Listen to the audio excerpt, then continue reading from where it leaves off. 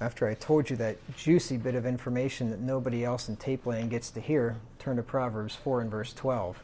See, I want to make them feel bad. So, Proverbs 4 and verse 12. Don't tell them what it was either if somebody asks you. Proverbs 4 and verse 12.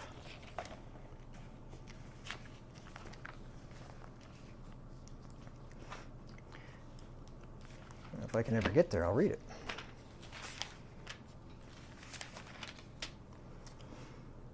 He says, "When thou goest, thy steps shall not be straitened, and when thou runnest, thou shalt not stumble."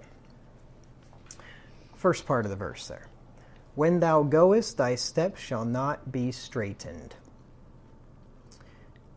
So here is the result of being taught in the way of wisdom by precept and example, right? That's what we just read there in Proverbs 4:11, that he had taught him in the way of wisdom, he'd led him in right paths, and of listening and receiving it. And that was the verse before that, in verse 10, "Hear, O my son, and receive my sayings, and the years of thy life shall be many." So here we see the result of it. The result of it is, when thou goest, thy steps shall not be straitened. So if you hear and pay attention, and then you follow that example, here's what's going to happen. So when it's time for the child to start his life's journey, in Solomon's son's case, he will not have a difficult road ahead of him. When thou goest, thy steps shall not be straitened. Remember what it said there in Proverbs 22:6, which we read here just a minute ago. Train up a child in the way he should go, and when he is old, he will not depart from it, right?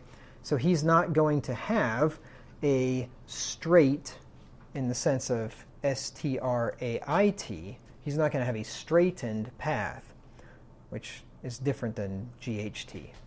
Think of straight like a straight jacket, constricted, right? Where straight with the GHT is when you're walking in a straight line. Straight the other way is whenever you're walking in such close quarters that you can't hardly keep from rubbing your shoulders and scratching yourself up. He will not be limited and constricted by foolish decisions that he made in the past. Straightened means contracted, narrowed, insufficiently spacious. Straitened circumstances, that phrase, means inadequate means of living, poverty, also straitened income or straitened means. So whenever you're in a straitened condition, it's contracted, it's narrow, it's insufficient, right? You just feel like you're claustrophobic. You don't have enough room to move around. And that can be in any number of circumstances, but one of which here is in the means of living. Like if you're in poverty, you're straitened. You don't have liberty. Right? If you're in poverty and you're in excessive debt, you can't do what you want to do, right? You are locked down, the borrower is servant to the lender. And if you need to move, you can't, right? Because you've got too much debt. You can't, get rid of that house or whatever. If you need your car breaks down, you're screwed because you're, stretched out to the max. You're straitened, right? A good example of this was the prodigal son. His steps were straitened by foolish decisions that he made, which restricted him greatly. Look at Luke chapter 15, Luke 15, 11 through 16. And we're all familiar with this story, this account. It's not a parable, I don't believe. Actually, it is a parable. No, it's not a parable. Yes, it is.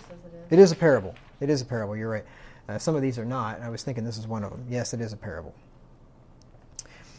But this is one of those parables which could have... No, actually it's not a parable. Verse 11, "And he said, a certain man had 2 sons." See, the parable was the previous one, the 90 and 9 going after it, and the woman losing the coin. Those were the parables that he mentioned there in verse 3 when he says he spoke a parable unto them. Verse 11 then, there's a break from the parable, and then he said, a certain man had 2 sons. And this is not using parabolic language. A certain man. Right, he's telling a story now in great detail, which is typically not the case with a parable.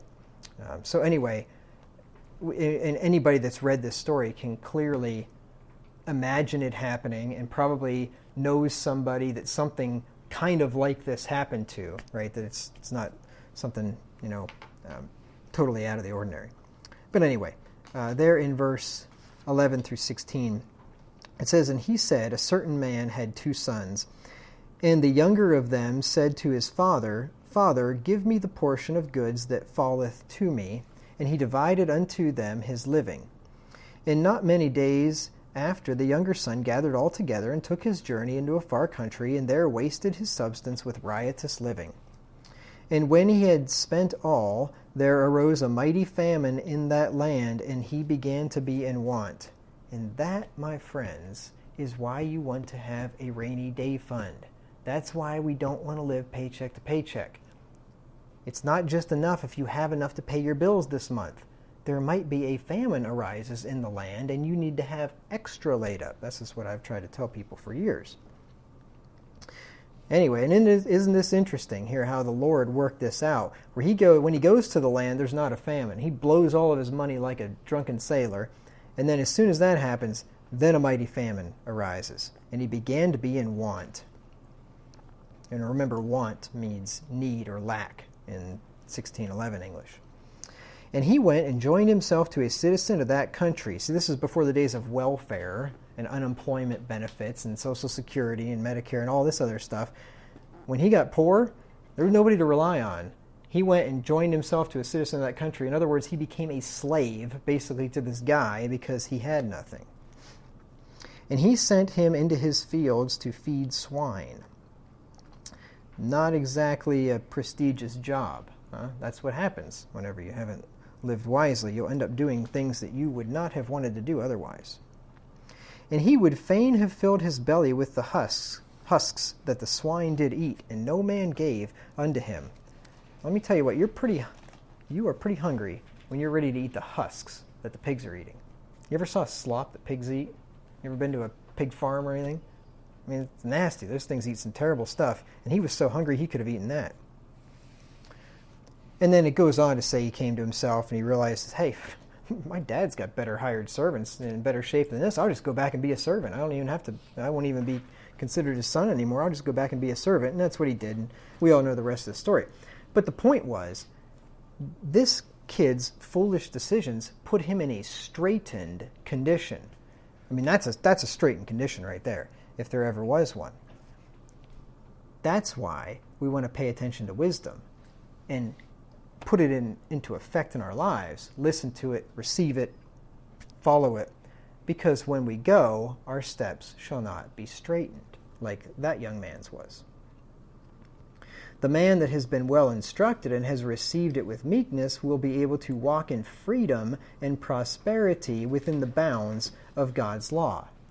Right? And that's the freedom of Christ there when it talks about that Christ hath given us liberty. It's not liberty to do whatever we want.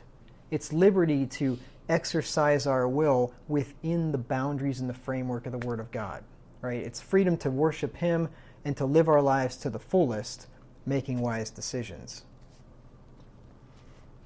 And financial freedom is so important. I know I harp on this a lot, but it's so important because it gives you a sense of freedom.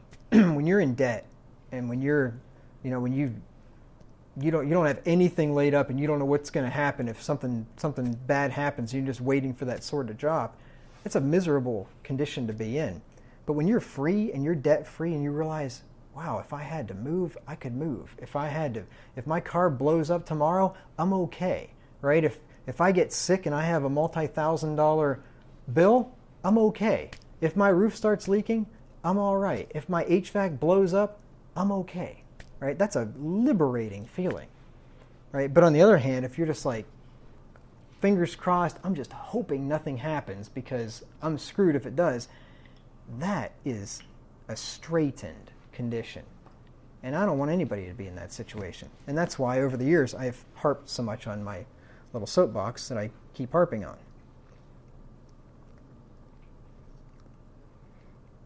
So the man that does this will not be limited by the consequences of foolish decisions. It's not just financial. There's other stuff too. I'll mention some of that when I get right here to the end. And then Solomon says, he continues there in Proverbs 4:12, and when thou runnest, thou shalt not stumble.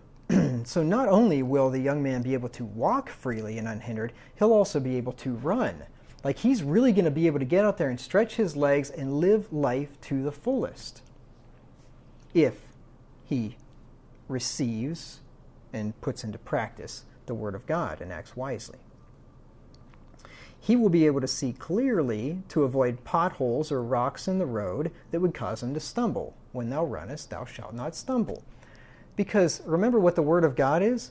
It says it's a lamp to our path, right? Jesus is the light of life, right? When you have Jesus, when you have the Word of God, you have light, and you are not going to stumble because you're able to see the rocks and the potholes and the pitfalls, right? And you're not going to step in them. You're going to go around them. You're going to watch all your dumb friends fall into them because they don't have the light. They're not paying attention. They don't have wisdom because they don't have the Word of God. Don't read it and don't pay attention. They don't go to church and hear it preached every week. To stumble means to miss one's footing, to trip over an obstacle in walking or running, so as to fall or be in danger of falling. Figuratively, in various uses, it's to trip morally, kind of like the prodigal son did. He tripped morally.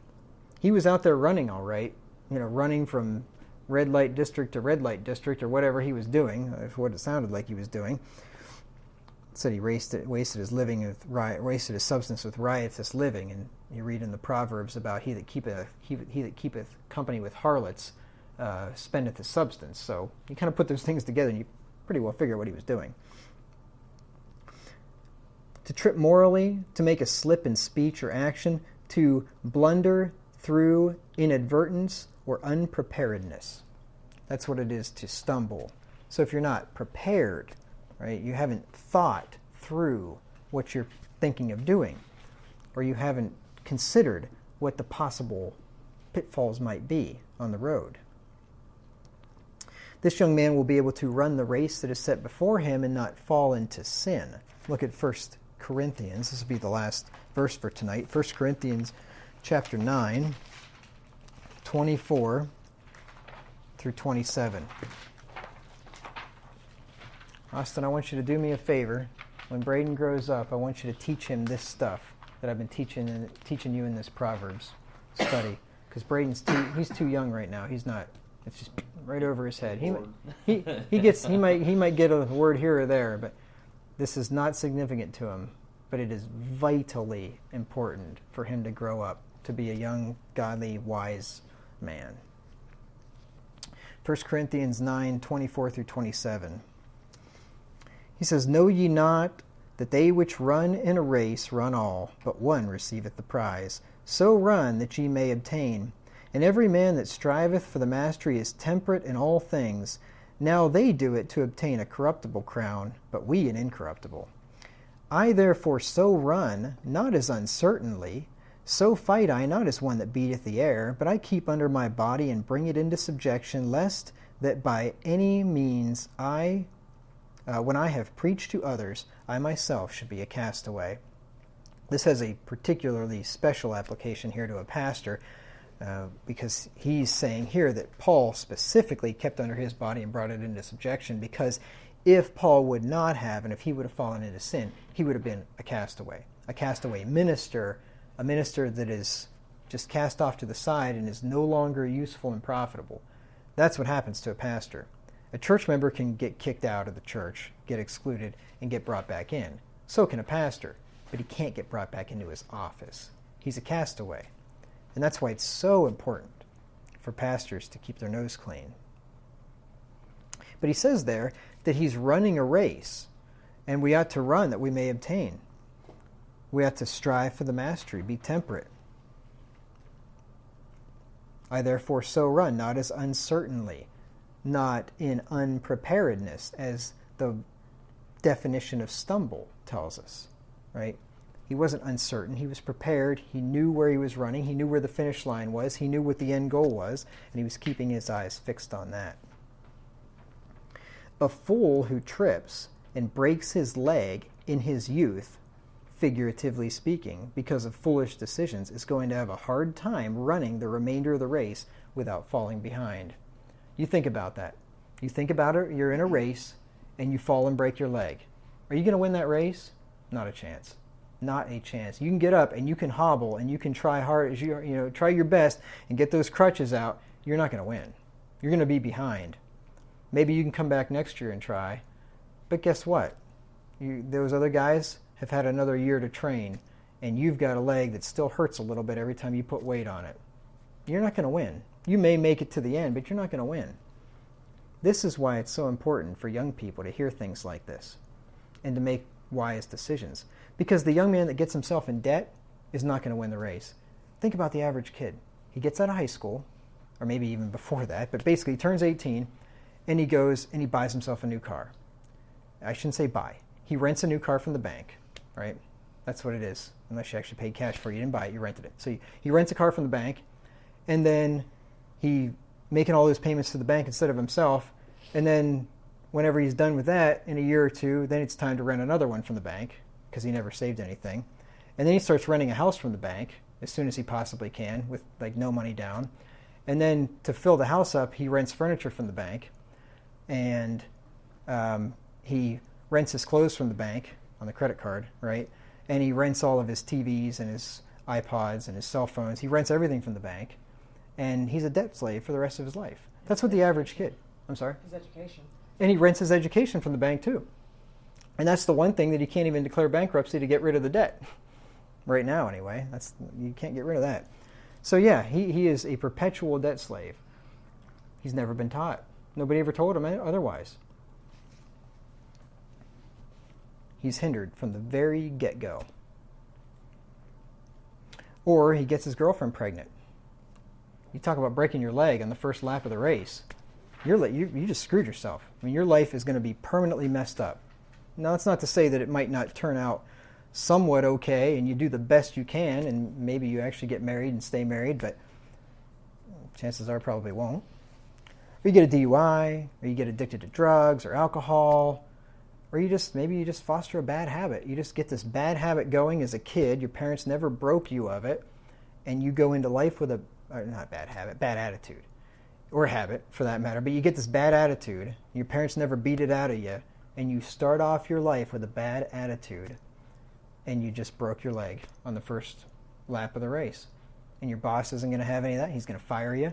People are going to be irritated with you, and you're never going to get off to a good start. You're not going to finish that race. So that's why it's so important to hearken unto wisdom, teach it to your children, so that they can run that race before them, and that when they go, their steps won't be straightened, and when they run, they won't stumble. And that takes care of Proverbs chapter 4, verse 12.